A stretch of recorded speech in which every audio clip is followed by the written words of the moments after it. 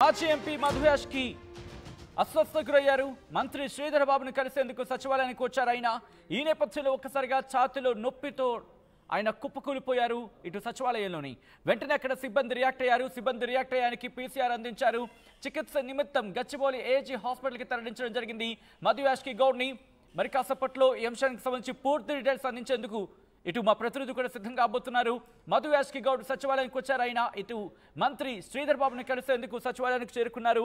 ఈ క్రమంలోని మాజీ ఎంపీ మధుయాష్ కి గౌడ్ అస్వస్థతకు గురయ్యారు. మంత్రి శ్రీధర్ బాబును కలిసేందుకు సచివాలయానికి వచ్చారు. ఆయన ఛాతీ నొప్పితో కుప్పకూలిపోయారు. మధుయాష్ కి గౌడ్ సచివాలయంలో పీసీఆర్ చేశారు సిబ్బంది.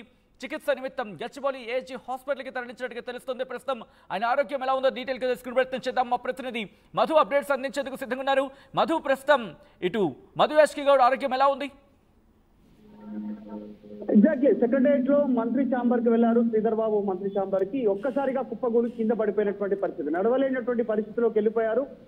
ఛాతిలో నొప్పి ఉంది, నడవలేకపోతున్నాను, కాళ్ళన్నీ తిమ్మిరి పట్టాయి, ఒక్కసారిగా మాట్లాడలేనటువంటి పరిస్థితిలో కింద పడిపోవడంతో అక్కడ ఉన్నటువంటి సిబ్బంది సెక్రటరియట్ లోనే ఉన్నటువంటి డిస్పెన్సరీకి తీసుకెళ్లారు. అక్కడే ప్రాథమిక చికిత్స అందించారు. అటు నుంచి నేరుగా అంబులెన్స్ లో తదుపరి కాస్త కుదుట పడ్డట్టుగా అనిపించిన తర్వాత నేరుగా ఏజీ ఆసుపత్రికి తీసుకెళ్లారు.